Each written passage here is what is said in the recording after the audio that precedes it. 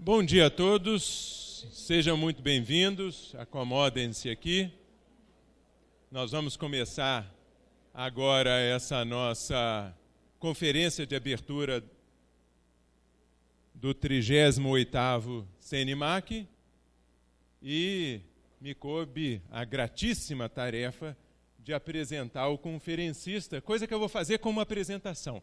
Então nós vamos ter uma apresentação da apresentação, mas eu prometo ser breve, porque afinal de contas não sou eu o convidado do CNMAC para isso.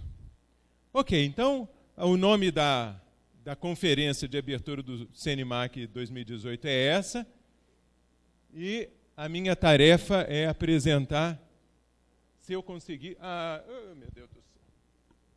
Perdão, vamos voltar ao...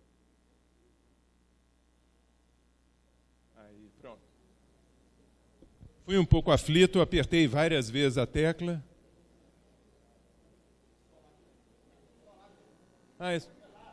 Aqui está... Eu estou olhando para cá e eu não vejo nada mudar. E está tudo mudando lá de cá. Agora eu estou entendendo qual é o problema. Ok. Agora eles estão sincronizados, ótimo.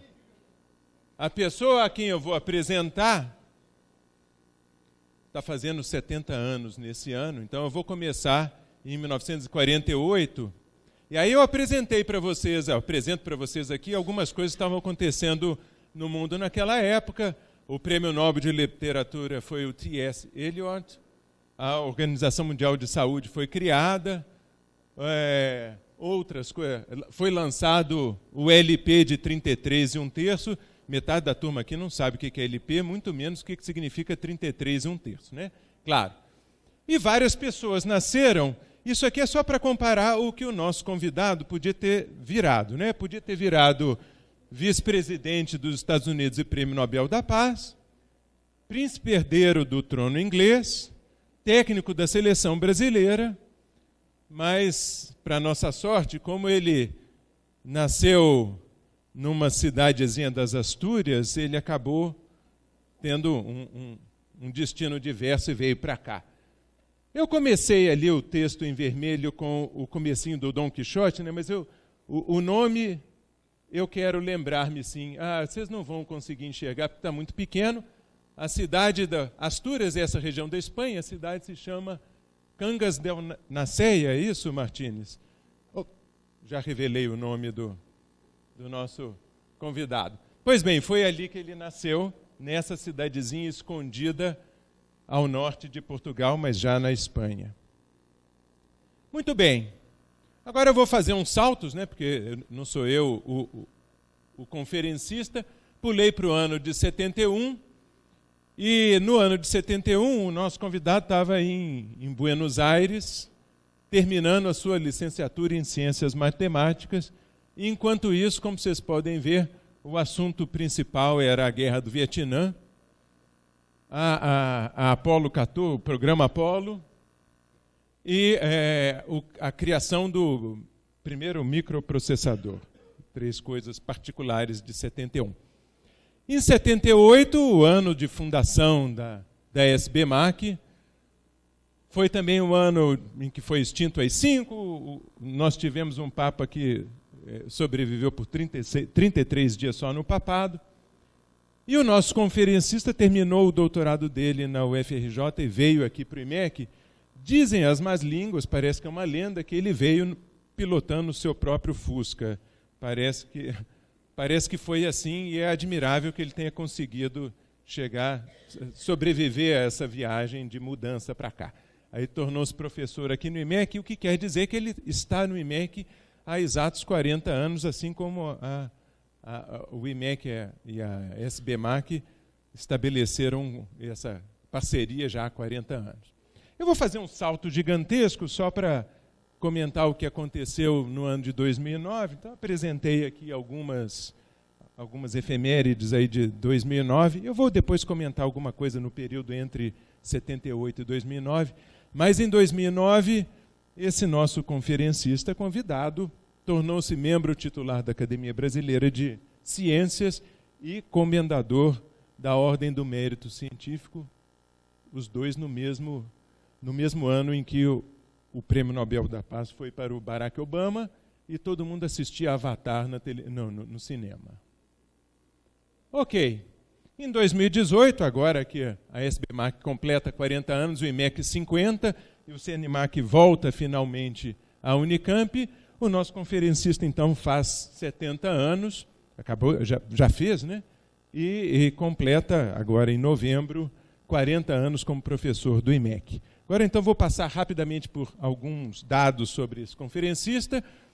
Aqui eu tenho o índice H, o fator H, dependendo da fonte. E qualquer que seja a fonte, os números são absolutamente impressionantes, né? Uma pessoa com uma capacidade de produção invejável. Aqui tem uma lista de publicações. Na verdade, eu peguei a lista de publicações e coloquei com espaço simples e coloquei com fonte 12. E eu disse assim, olha, só enumerar essa lista de publicações já dá um artigo de 16 páginas. Acho que eu vou mandar isso aí para alguma revista, né? Bota um survey, 16 páginas, é só listar, um debaixo do outro, o que também é impressionante. Aí eu coloquei aqui algumas coisas que eu recuperei da vida funcional desse nosso conferencista. Isso aqui é uma carta muito importante na qual o Zago e o Taube asseguram para os devidos fins que esse nosso convidado, que é o professor José Mário Martins, que está aqui à minha frente, é uma pessoa idônea e que nada consta que o desabone. Vejam que se não fosse por essa carta, assegurando essa idoneidade, nós não teríamos podido compartilhar esses 40 anos com o Martins.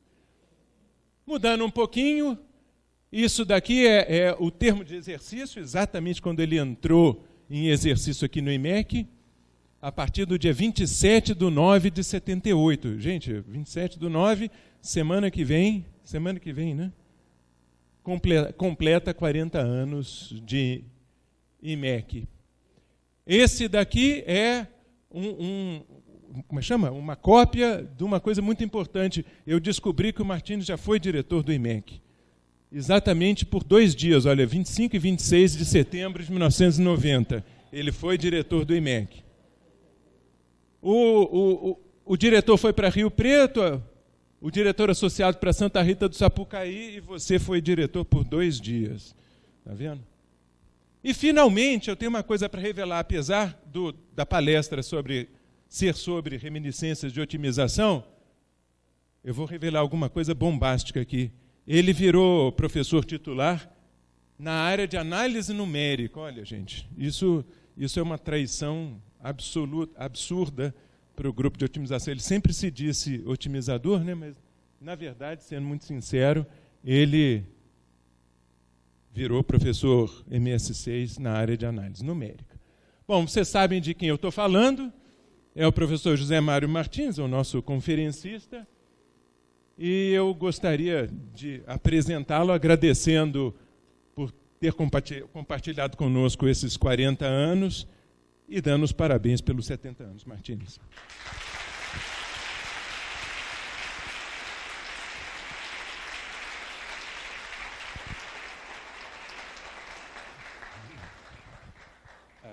Bom, muito obrigado, Chico. Eu não esperava uma coisa assim, não sei bem o que dizer.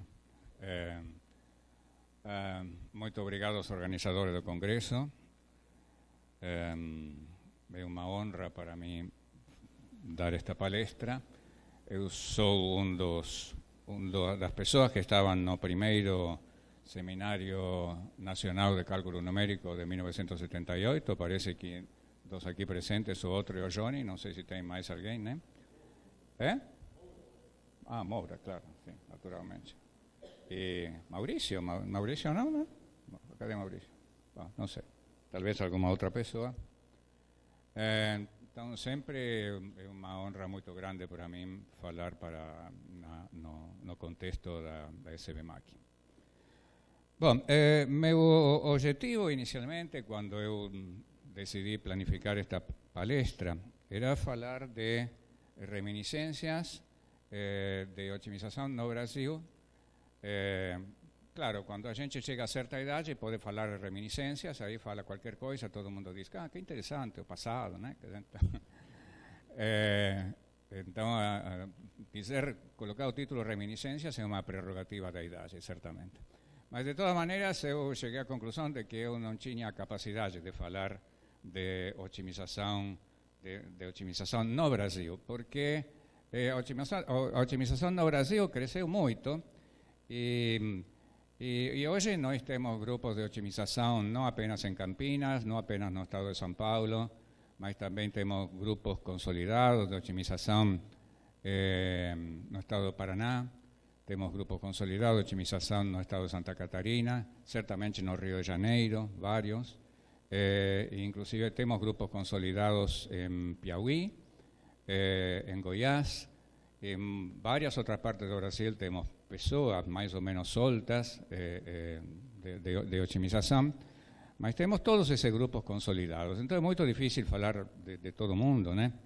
E por isso eu me restringi a dizer, bom, vou falar de reminiscências, e claro, quando a gente fala dessa maneira mais restrita, as reminiscências se centram mais na vizinhança da gente, né? Não vai ser uma coisa... Ninguém pode esperar que eu vou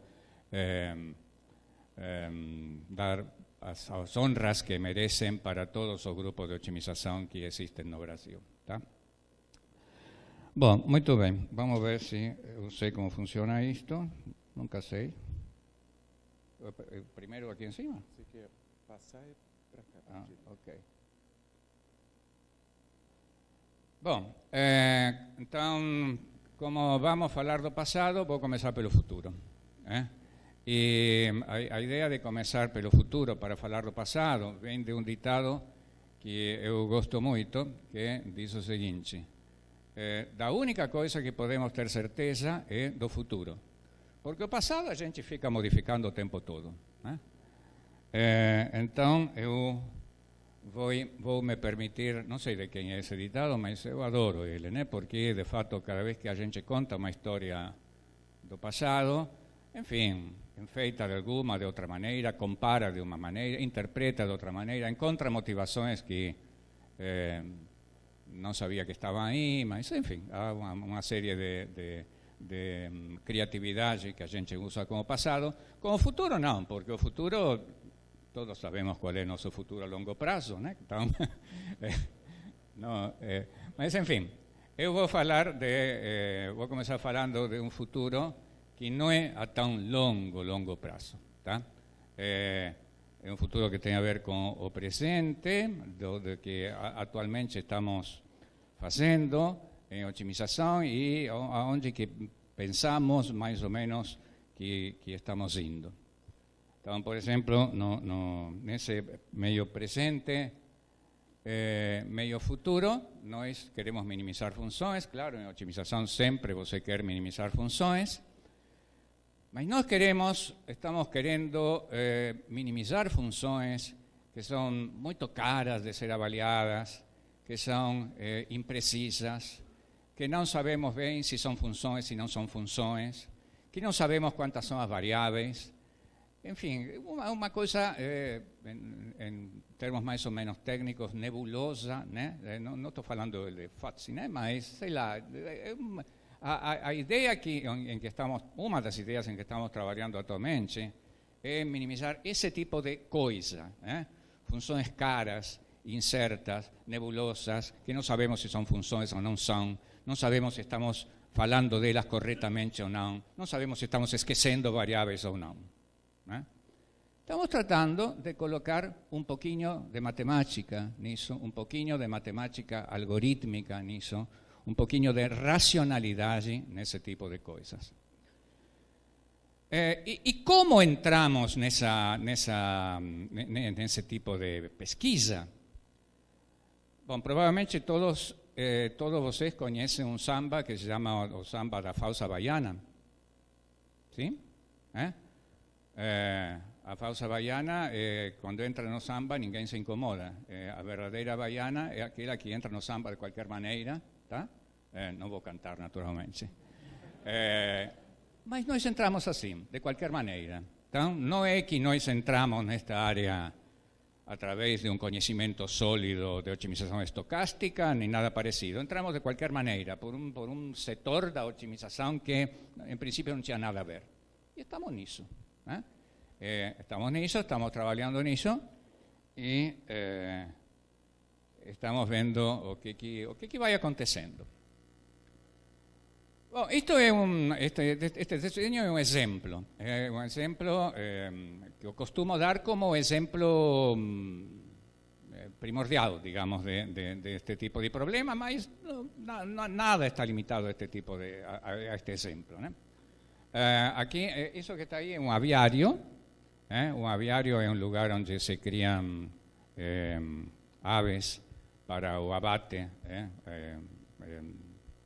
En un periodo de 45 días, ¿no? Los pinchiños viven no aviario 45 días, son más o menos 45.000 pinchiños en un aviario de 40 metros por 200 metros, y ese aspecto de un aviario donde ellos viven. Esto forma parte de un proyecto que nos desenvolvemos junto ao CEPIG-CMI, de Matemática Industrial, que é o projeto financiado pela FAPESP, que é dirigido pelo professor Poti Cuminato, que está aqui presente, da qual formamos parte. Então, é um projeto que genericamente se chama a otimização da operação de aviários. Então, nós desenvolvemos um modelo de como é um aviário, como evolui um aviário. E esse modelo está baseado numa analogia com dinâmica de partículas. Pensamos que cada pinchiño é como uma partícula e as partículas interagem entre si, assim como os pinchiños interagem entre si. As partículas, quando interagem entre si, usam regras de mecânica newtoniana. Os pinchiños, quando interagem entre si, usam outro tipo de regras. Interagem entre si, interagem com o ambiente, se dirigem em direção da comida, da bebida, etc. Então, nós desenvolvemos um modelo para a vida desses 45.000, a vida e milagres desses 45.000 pinchiños ao longo dos 45 dias. Ou eram 30.000 pinchiños ao longo dos 30.000 pinchiños ao longo dos 45 dias. Com a ideia de quê? De que você modifica as condições de contorno, faz diferentes coisas com o aviário, e os pinchiños evoluem de diferente maneira. Engordam mais ou engordam menos, morren ou sobrevivem. Enfim, isso dá um critério de eficiência e isso tem uma importância econômica grande, porque o Brasil é o principal exportador de carne de frango do mundo. Então, os interessados neste tipo de pesquisa aplicada são os donos de aviários, as empresas que fabricam esses pinchiños, certo? Bom, muito bem, então fizemos um modelo. Modelo é o modelo de o que acontece com o aviário nesses 45 dias. E função objetivo é maximizar a eficiência da produção dos pinchiños. E então, para você maximizar a eficiência na produção dos pinchiños, você tem que rodar o modelo.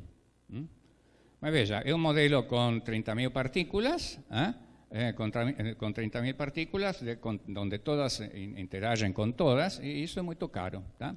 Então, rodar esse modelo, que significa uma avaliação de função, uma avaliação da função que queremos otimizar, envolve em um computadorzinho normal, como estes aqui, envolve da ordem de 20 horas. Tá? Isso é uma avaliação de função. Tá? Se você quer otimizar algo, quer dizer que você vai querer modificar os parâmetros do modelo com algum algoritmo de otimização, vai querer modificar os parâmetros e para cada modificação de parâmetros vai ter que rodar o modelo de novo. Certo? Então, você vai ter que gastar 20 horas para rodar o modelo de novo. Bom, isso é muito caro. Tá? Como é muito caro, você tem que desenvolver alguma técnica que faça que isso seja mais barato. A técnica que faz que isso seja mais barato é trabalhar a maior parte do tempo com um modelo simplificado, simplificadíssimo, que em lugar de demorar 20 horas, demore 30 segundos. E um pouquinho menos simplificado que demore 5 minutos. mas non logo di cara con un modello che demore 20 horas, porque si io voglio ottimizzare una determinata funzione che usa 20 horas para ser avaliada, bon, cuando termino de optimizar la función, ya, sei lá, o aviario van a ter pasado 45 días de aviario, entonces para eso no usaba, no precisaba usar un modelo, podía usar la realidad directamente, ¿está cierto?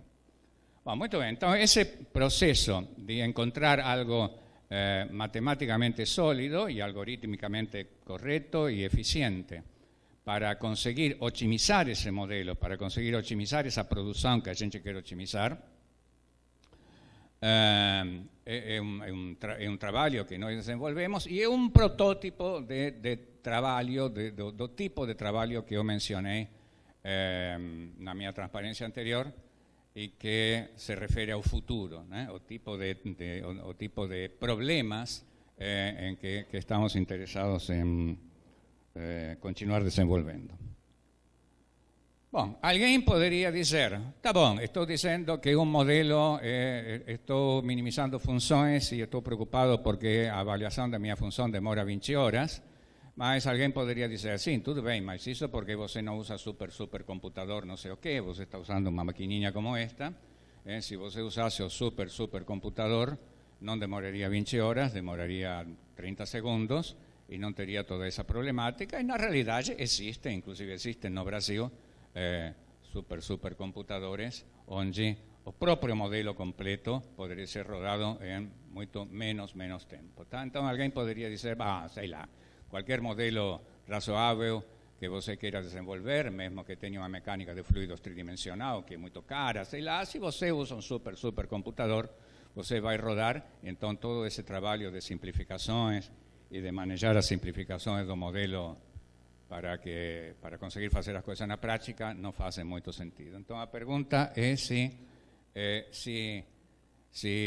a existência de supercomputadores ou eventualmente a implementação prática de computadores quânticos vai fazer com que todos os modelos, todas as funções sejam fáceis de avaliar. Alguém poderia dizer, bom, vão ser, se todas as funções vão ser fáceis de avaliar. A resposta é que não, né? Não. Sempre você vai ter funções que vão ser difíceis de avaliar e vão ser a maioria das funções, porque a maioria das funções que realmente de tipo misterioso, nebuloso, incerto, com um número de variáveis indeterminado, que a gente minimiza o tempo todo, são desse tipo, porque tem a ver com o tempo real. Quando nós tomamos decisões, quando um governo toma decisões que têm a ver com o tempo real, né? Ou seja, o governo, por exemplo, o Banco Central modifica a taxa Selic, né? Porque pensa que modificar a taxa Selic tem a ver com a taxa de inflação. Então, tem a ver com a taxa de inflação quando? Não sei, daqui a um ano, 2 anos, uma coisa assim. Mas você não vai fazer uma modificação da taxa Selic, manter sempre a mesma taxa Selic durante 2 anos para ver o que aconteceu depois. Não, fazer uma modificação da taxa Selic e olha o que acontece um pouquinho depois, 1 mês depois, 2 meses depois, 3 meses depois. O que são essas coisas? São avaliações imperfeitas, são avaliações simplificadas do modelo. O modelo que eu quero minimizar, suponhamos, é a taxa de inflação daqui a 2 anos, ou a longo prazo, tá? Ou algum outro objetivo. Tá? Mas, quando eu, de fato, faço modificações práticas na taxa Selic, eu vou avaliar o que acontece no mês que vem e vou fazer uma modificação da taxa Selic em base ao que acontece no mês que vem, mesmo que meu objetivo esteja 2 anos depois. Certo? Então, esses,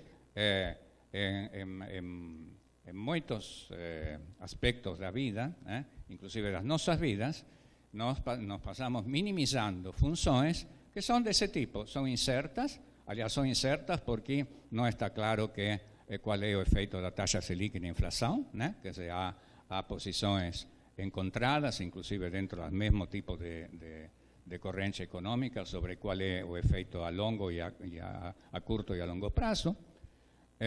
Mas todos nós tomamos decisões visando alguma otimização incerta para o futuro, que não sabemos definir bem, que é uma função que não sabemos bem o que é, que não sabemos quais são as variáveis que estão envolvidas, e nós modificamos nossas decisões dia a dia, mesmo que não tenhamos a avaliação da função lá longe.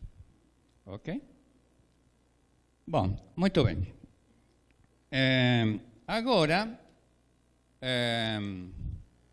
já que falei um pouquinho do futuro, vou fazer a pergunta de como é que nós chegamos a esse futuro, né? Qual foi a nossa evolução, o que nós fomos fazendo ao longo do tempo para chegar a um futuro onde nos consideramos capazes de encarar esse tipo de problema. Então vamos ao passado, né? Então, vamos à parte que vou inventar.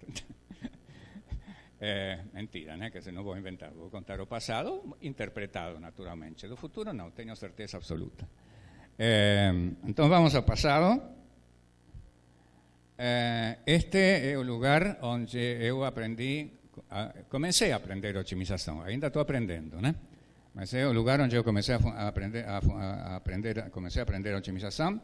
É a Fundação Bariloche, né? É a Fundação Bariloche nos anos 70. Na realidade, essa é a sede central da Fundação Bariloche. Fica em Bariloche, província de Rio Negro, Argentina, num lugar paradisíaco, não sei se dá para ver que é paradisíaco, mas é mesmo.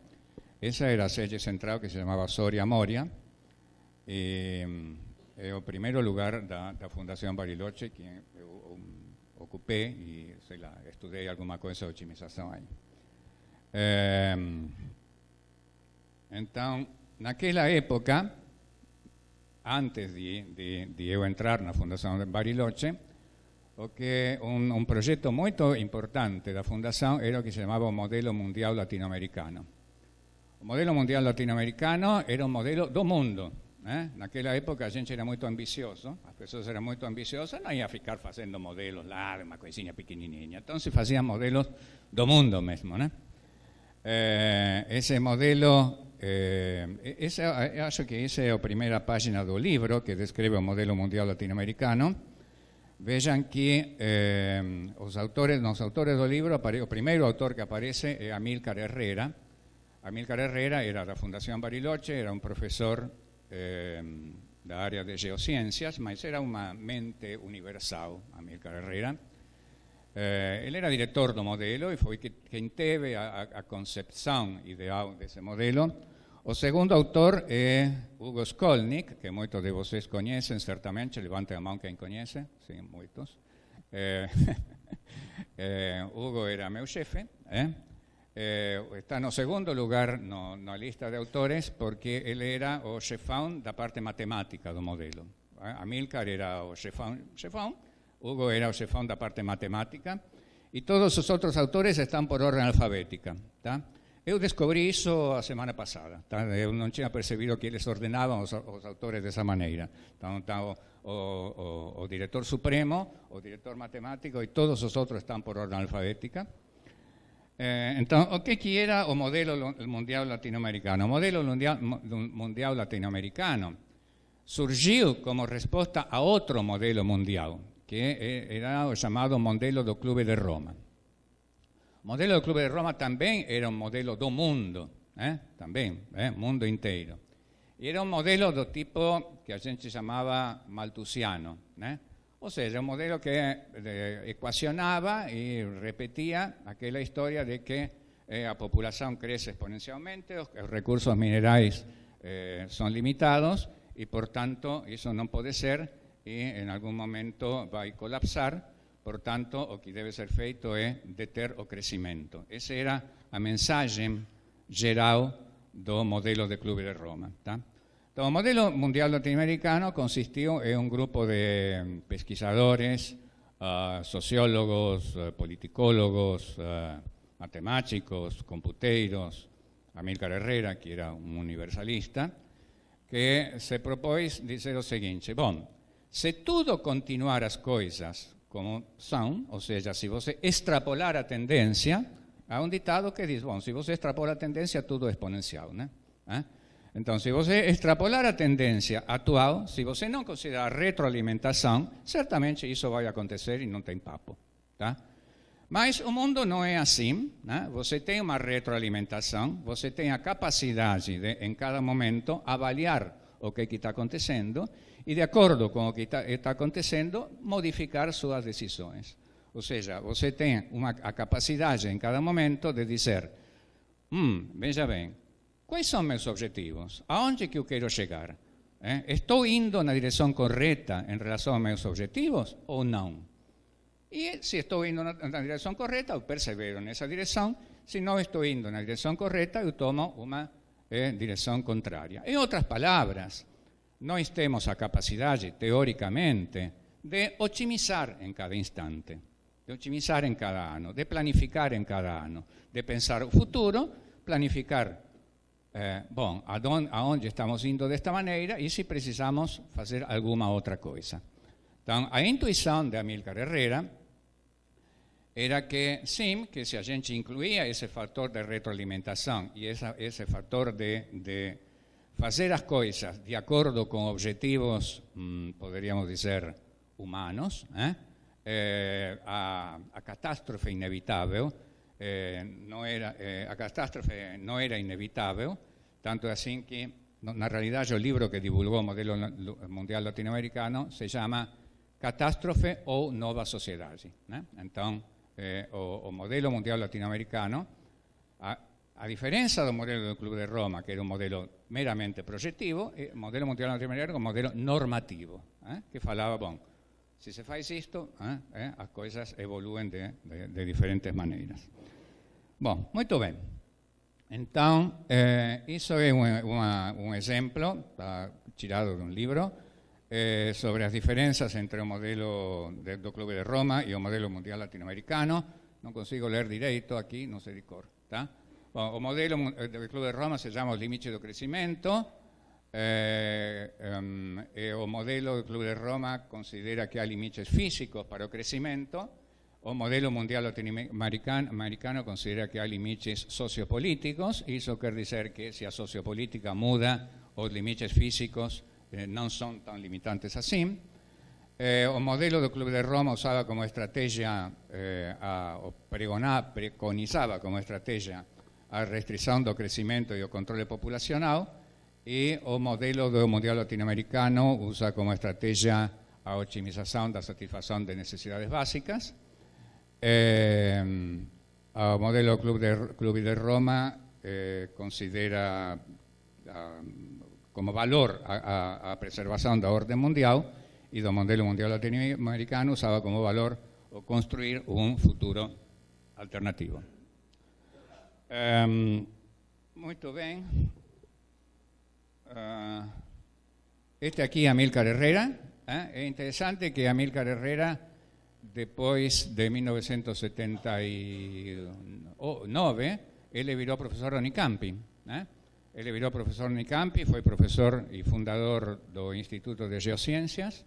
Fundador, não sei, mas bom, foi diretor durante muitos anos do Instituto de Geociências e viveu na Unicamp até o fim da vida dele, em 1995.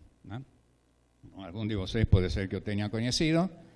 Este aqui é o Hugo Skolnick, cariñosamente chamado do Gordo Hugo, que era meu chefe, e vice-diretor do Modelo Mundial Latino-Americano.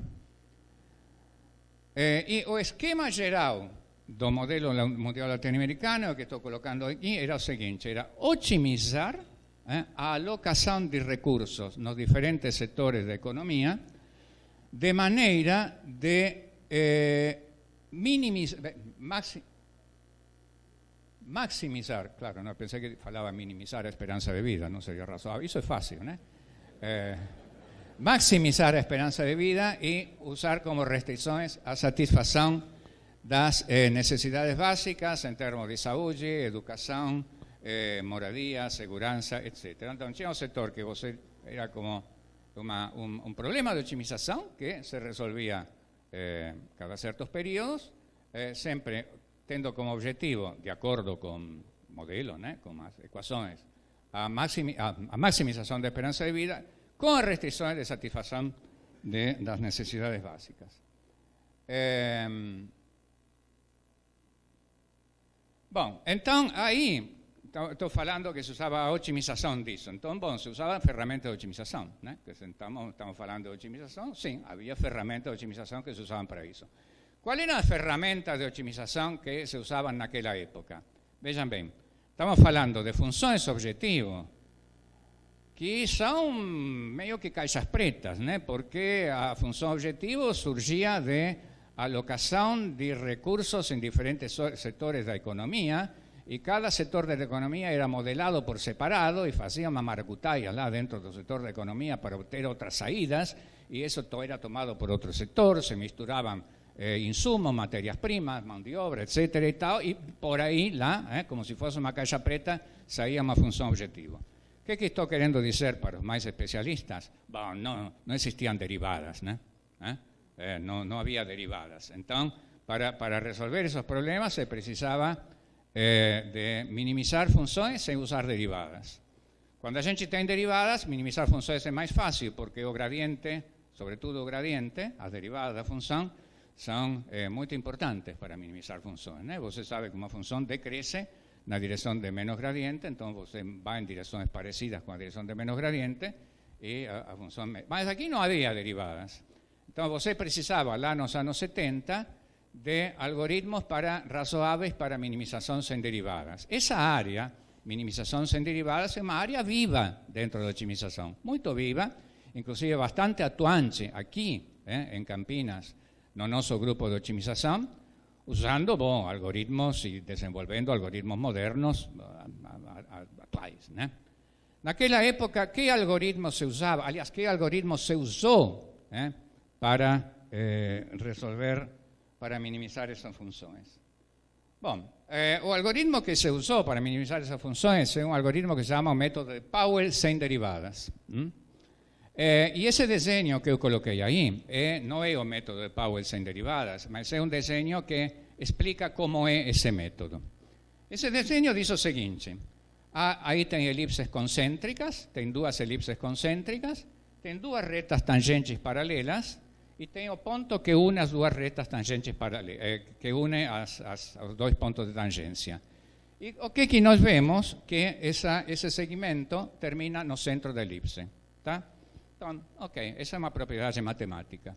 Se você tem uma elipse, uma função quadrática de duas variáveis, e você minimiza ao longo de duas direções paralelas quaisquer, e você une os pontos onde essas funções se minimizam, você tem uma direção que termina no centro da elipse. Isso significa que para você minimizar uma elipse de duas variáveis, você só precisa minimizar 3 vezes uma função de uma variável. Ok?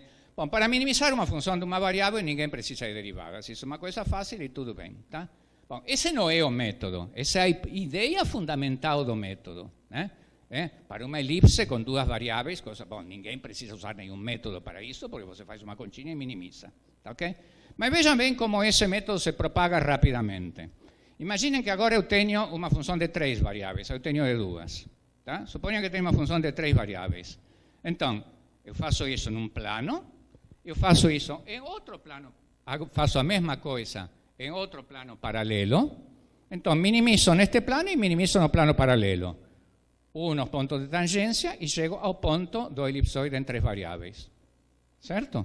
Ou seja, essa propriedade de que se eu minimizo em duas paralelas, eu vou passar, unindo os pontos de tangência pelo centro, vale para 3 variáveis também. Se eu minimizo em 2 planos paralelos, uno e passo pelo centro. Agora imaginem que eu minimizo em 2 espaços paralelos.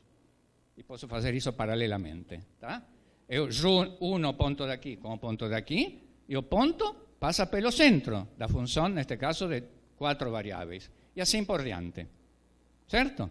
Pensem isso recursivamente, então minimizo qualquer função de n variáveis, minimizando, inclusive posso fazer paralelamente, funções de uma variável. 2 retas paralelas, 2 planos paralelos, 2 espaços tridimensionais paralelos, 2 espaços tetradimensionais paralelos e assim por diante. Bom, essa é a ideia do método de Powell. Esse não é o método de Powell, essa é a ideia do método de Powell. O método de Powell era fazer isso, mas não com funções quadráticas. Fazer mais ou menos isso, mas não com funções quadráticas. Mas a ideia está aí, né? A ideia é esse desenho. Se você diz para alguém daqueles tempos, né, o que faz o método de Powell, ele vai te dizer, o método de Powell era aquele das duas retas. Sim, é isso mesmo, tá? Bom, muito bem. Então, essa era a ferramenta fundamental que usava o modelo mundial latino-americano. O inventor dessa ferramenta foi o professor Michael Powell, que é dos dois que está aí, você pode imaginar quem é. O outro é Yaxiang Yuan. Isso foi na festa em Beijing, onde foi dado para ele, foram festejados os 70 anos de Powell. Ele morreu 3 anos atrás. Y ahora llegamos a 1976. En 1976 aparecieron estos 3 señores en Argentina, Macera, Videla y Agosti, y gracias a esos señores eu vim para o Brasil, tá? Não apenas eu, mas outras pessoas, um grupo onde a gente trabalhava na Fundação Bariloche, cujo chefe era o professor Skolnik. Nós viemos em 1976. E a partir de aí começa a nossa história brasileira. Como eu coloquei esses 3 canalhas numa transparência, eu vou colocar agora 2 slides com 2 almas nobres e com 2 grandes almas, tá? Uma delas é este senhor, Cândido Mendes de Almeida, ainda está vivo, né? É cientista político e sociólogo brasileiro, que fundador não era, né? Mas era o diretor naquela época da Universidade Cândido Mendes. O nome Cândido Mendes não era por ele, era por um avô dele. Ele é de uma família tradicional. E essa foi a pessoa que nos abriu as portas no Brasil. Em Rio de Janeiro, ele nos abriu as portas, nos disse, ok, vocês têm trabalho aqui, podem trabalhar, podem brincar com o modelo mundial latino-americano ou com qualquer outra coisa. Eu confesso que eu brinquei com qualquer outra coisa. E não colocou nenhuma restrição, nos pagou um salário que não sei de onde tirava, não contem para ninguém, desde o primeiro dia, e estamos eternamente agradecidos a Cândido Mendes. E outra alma nobre é este aqui, que vocês devem conhecer também, certamente aqui todos conhecem, é Nelson Maculán, que foi quem nos abriu as portas da Universidade Federal do Rio de Janeiro, né? Então, Nelson, como todo mundo sabe, com o desprezo pela burocracia e pelas formalidades que ele tem, ele nunca teve em nenhum momento nenhum inconveniente quando ele achava que algo era justo, que algo devia ser feito, que algo era nobre, colocar à disposição das pessoas tudo o que se precisava para um bom desenvolvimento. Então, tanto Cândido Mendes como Nelson Maculán foram, enfim, as 2 grandes personalidades que eu encontrei, que meu grupo encontrou em Brasil naqueles anos. Bom, muito bem. O que vem agora? Bom, motivação para uma tese de doutorado. Claro, porque eu fiz uma tese de doutorado, né? Então, a motivação foi a seguinte: a motivação tem a ver com o modelo mundial latino-americano. Eu vou tentar explicar com as mãos por 2 razões. Porque não sei se vocês conseguem ler tudo isso aí, porque tem muitas palavras, e porque eu não consigo ler, né? Então, eu falei para vocês que o modelo mundial latino-americano tinha objetivos para, digamos, para o primeiro ano, para o segundo ano, para o terceiro ano, para o quarto ano, para o quinto ano. Para o primeiro ano, você tem que rodar o modelo 1 ano, para ver se os objetivos se alcançam. Para o segundo ano, você tem que rodar 2 anos. Para o terceiro ano, você tem que rodar 3 anos. Se você quer otimizar os objetivos para todos os anos, você tem objetivos para o primeiro, para o segundo, para o terceiro, para o quarto ano. Tá certo? Agora, avaliar a função para o primeiro ano é barato, porque é um ano só. Avaliar a função para o ano 20 é caro, porque você tem que rodar 20 anos. O modelo mundial latino-americano era uma coisa muito simples. Hoje você pode rodar, sei lá, no seu celular, né? Mas naquela época era caro. Tá? Então, qual foi a ideia? A ideia para uma tese de doutorado é dizer o seguinte: bom, aí tem um sistema não linear, né?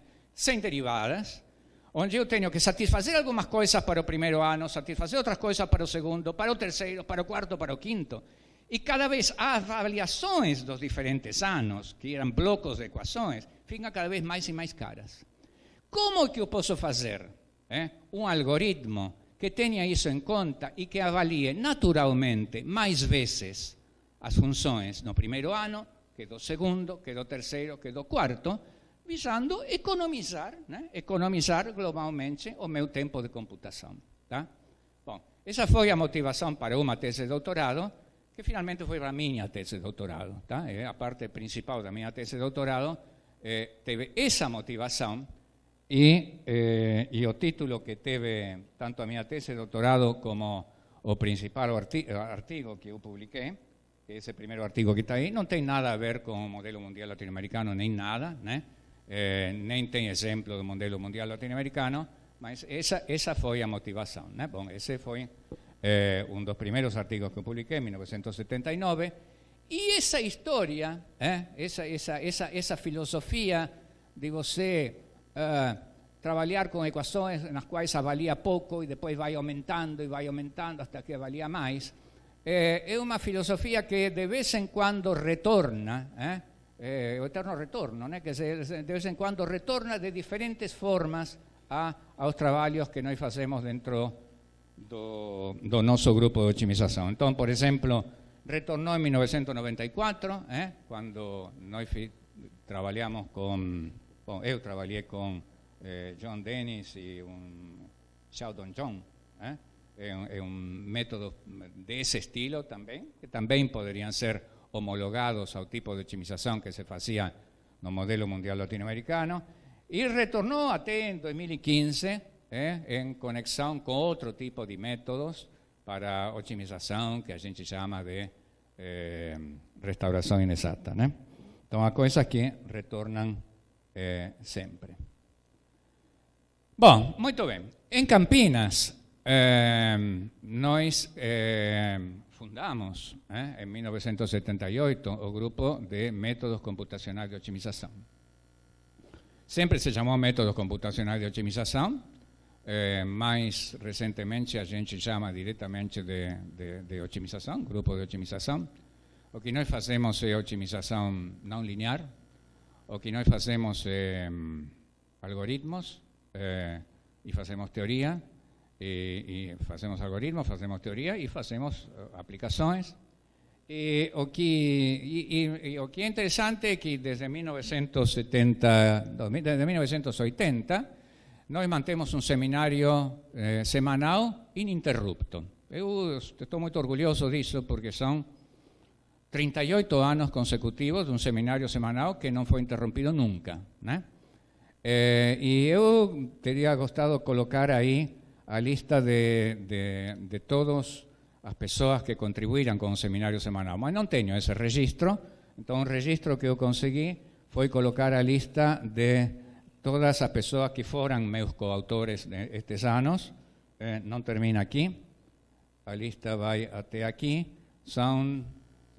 acho que são 99, não me lembro agora se são 90 ou 99, não me lembro porque ontem na mesa redonda eu falei que as universidades brasileiras públicas brasileiras eram 99, mas agora não sei se isto era 90 ou 99, sei que eram dois números parecidos.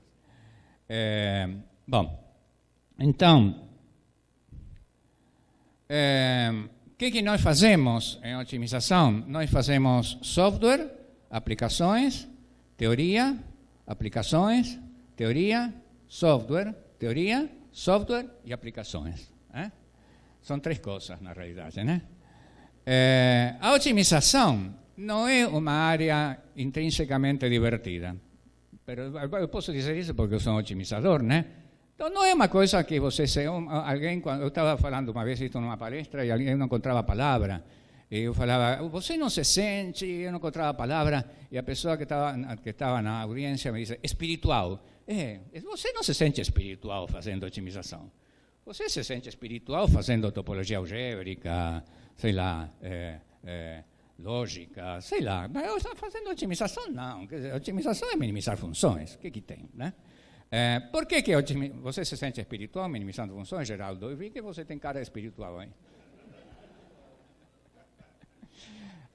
Então, a otimização, que é uma área da matemática, muito bem definida, tá?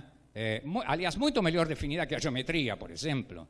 Geometria, ninguém sabe o que é geometria hoje, né? Quer dizer, mas otimização, sim. Otimização é minimizar funções e tudo que tem a ver com minimizar funções. É perfeitamente bem definida. Sobrevive como área da matemática, eu diria como área da matemática pura, porque ela tem muitas aplicações, né? Porque ela se aplica com frequência. Tá? Então, em matemática aplicada, muitas vezes chamamos matemática aplicada a tudo aquilo que se aplica com frequência. Não exatamente as aplicações, mas as áreas que se aplicam com frequência. Toda a matemática se aplica, quer dizer, há um matemático, Joseph Keller, que diz que a matemática pura é uma parte da matemática aplicada, porque toda a matemática, na realidade, se aplica, mas algumas áreas da matemática se aplicam a outras áreas da matemática, quer dizer, e a outras se aplicam a áreas que estão mais perto do exterior. Este desenho, este paramécio aqui, quer dizer, esse paramécio representa todas as áreas da matemática, cada bolinha é uma área da matemática, e cada flechinha representa, se aplica a, né? Então, se você vai dizer onde que está a otimização está perto da fronteira. É uma das bolinhas que estão perto da fronteira, porque é uma bolinha que tem uma flechinha para fora, tem muitas aplicações para fora da matemática. E lá no meio, lá no meio está, por exemplo, a primeira área da matemática que eu gostei, que era a álgebra ordinal, que não se aplica absolutamente a nada, você pode dizer diretamente, mas que é aquela coisa dos transfinitos, quer dizer, minha tese de mestrado era árvores no sentido ordinal, árvores que são os grafos, mas espera aí, não grafos quaisquer, grafos esses pequenos, não, eram grafos transfinitos, aplicação pouca, mas tudo bem. Então, todas as áreas da matemática se aplicam e a otimização está meio aí na fronteira, quer dizer, se aplicando mais frequentemente que outras. No nosso grupo de otimização, tentamos manter um certo equilíbrio, mantendo a liberdade acadêmica, tentamos manter um certo equilíbrio entre aplicações, software e desenvolvimentos teóricos. Desenvolvimentos teóricos são, em geral, desenvolvimentos relacionados com a complexidade de algoritmos, recentemente com a complexidade de algoritmos e com a convergência de algoritmos. Software é programa de computação, é programas onde você programa algoritmos e usa os algoritmos e coloca à disposição da maneira mais aberta possível os algoritmos que desenvolve para outras pessoas usarem. E, de vez em quando, ultimamente com uma vocação um pouco maior, graças à existência do CEPIG de matemática industrial, fazemos aplicações de verdade, quer dizer, fazemos matemática aplicada de verdade, aplicando as coisas que nós desenvolvemos ou que outras pessoas desenvolvem de otimização. Então, esse projeto PUMA foram 10 anos nos quais nos dedicamos à estimação de parâmetros de filmes finos. Claro, não tivemos os 10 anos trabalhando somente na otimização de parâmetros de filmes finos, fazíamos outras coisas, mas isso surgiu como um projeto muito simples. Na realidade, foi um projeto que teve origem num churrasco na minha casa, onde um amigo meu da física aplicada, o professor Ivan Chambuleirão, me disse: eu tenho uma equaçãozinha aí que você me pode resolver, sei lá, tudo bem. E ele pensava que era uma equação de uma variável que eu resolvia aí para casa e resolvia. Mas não ficamos 10 anos trabalhando em cima desse tipo de problemas. Mas nós trabalhamos bem, quer dizer, nós conseguimos desenvolver hoje a gente diria aplicativos, quer dizer, programas que são usados em muitas partes do mundo. A estimação de parâmetros dos filmes finos é importante porque os filmes finos têm a ver com as células solares. E, isso é uma célula solar, o filme fino vai aqui em cima. Os filmes finos são fabricados com uns instrumentos, umas máquinas que tem aí na física, e você faz medições de refração e de transmissão, e com essas medições estima as características físicas do filme, que são o índice de refração, o coeficiente de absorção e a espessura do filme. Então, esse é um problema interessante. Outro problema interessante foi um trabalho que nós fizemos que teve a ver com a construção de um aterro lá na região de Recife, Quando você constrói um aterro, você, em última instância, você resolve um problema de otimização, tudo bem, quer dizer, nós resolvemos esse tipo de problema e construímos o aterro. Este é o PACMOL. PACMOL é um projeto com o pessoal da química computacional, que é um projeto auxiliar para o desenvolvimento de pacotes de dinâmica molecular. Dinâmica molecular é uma área importante da química teórica, eles chamam química teórica, né? A gente diria mais química computacional, que consiste em estudar como evoluem as moléculas em determinado ambiente, solvente, etc. e tal, e com isso fazer previsões sobre drogas e coisas desse tipo. E PACMOL é um instrumento que se usa dentro desses pacotes para fazer uma configuração inicial, porque se você não configura corretamente, faz corretamente a configuração inicial de moléculas, então a dinâmica molecular explode, né? Não dá, nada dá certo. Bom, muito bem. Então, este pacote PACMOL é muito bem cotado também por aí, é apenas esse paper junto com outro que mais ou menos também descreve PACMOL, tem 2.000 citações, e esta é uma declaração de um prêmio Nobel de Química que fala muito bem de, não apenas de PACMOL, mas de um pacote integrado que inclui PACMOL, né? Ele diz que é uma grande coisa. Bom, muito bem. Dentro da evolução do nosso grupo de otimização, houve diferentes eras, né? Chamamos isso de eras, né? Mas houve diferentes momentos, a gente poderia dizer também modas, né? Onde algumas coisas estiveram mais na moda que outras, né? Então, por exemplo, poderíamos mencionar a era da programação quadrática sequencial, na qual é interessante mencionar isso, porque esteve envolvido o meu apresentador de hoje, o professor Chico, né?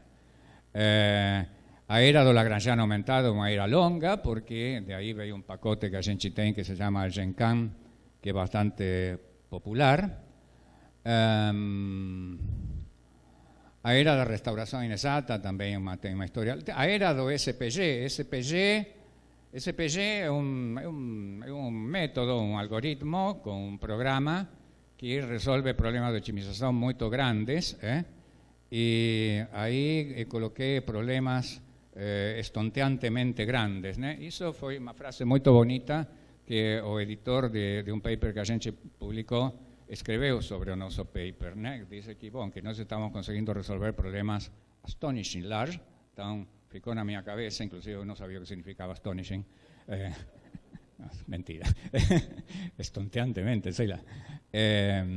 Então, depois tem uma área das condições sequenciais de optimalidade, isso é totalmente teórico, estamos indo muito bem com isso, o Nino, o Paulo, são super especialistas nessa área. Agora, a área da minimização sem derivadas, que eu já falei antes, na complexidade de algoritmos, na imagens, na aprendizagem de máquina, etc. Bom, muito bem, e agora voltamos ao futuro, né? Voltamos ao futuro, esta é a última transparência. E o futuro é, bom, como que o que aprendimos nos últimos 40 anos nos ajuda para encarar os problemas desafiantes, que mais ou menos são os problemas que eu antecipei no começo, né? Função objetivo difícil, impossível de avaliar ou de existência questionável. Número de variáveis enorme ou desconhecido, incerteza mesmo nas restrições, abordagem que não é exclusivamente matemática, né? Que de repente precisa auxílio de outra coisa, tempo real, não? Aparece a interdisciplinaridade aí. E, bom, todas essas coisas devem ter um impacto visível, científico, econômico e social. Impacto científico, econômico e social são as 3 palavras que o professor Brito, da FAPESP, gosta de repetir o tempo todo. A pesquisa, lembrem bem, vocês querem ir bem na FAPESP? Não, a pesquisa tem que ter impacto científico, econômico e social, tá? Ok, e ultimamente agradecemos tudo de nossa vida ao CEPIC e CMI, e especialmente ao professor Cuminato que está aqui presente. ¿Está ou não está? Bom, parece que nem está. Eu falei só por brincadeira, mas tudo bem. Ok, obrigado.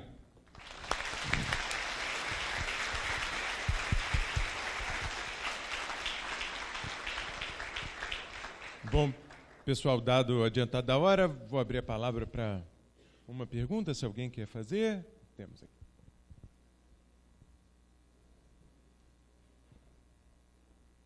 Martins, para fechar com chave de ouro, a sua apresentação foi excelente. O que é que você diria a esse pessoal jovem que eles deviam fazer para escolher um tema de pesquisa? Qual é o caminho para eles terem um sucesso como que você teve?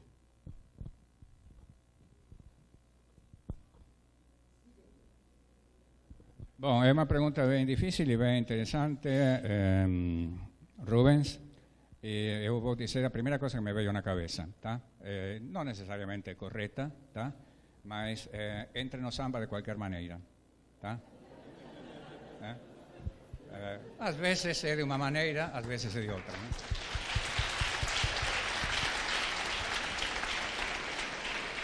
Mais uma pergunta, porque a resposta foi rápida. Professor Paulo.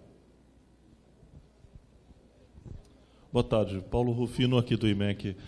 Você comenta a função objetivo difícil, impossível de avaliar, existência questionável, uma quantidade enorme de variáveis. Teria alguma coisa para dizer sobre o aspecto probabilístico na otimização?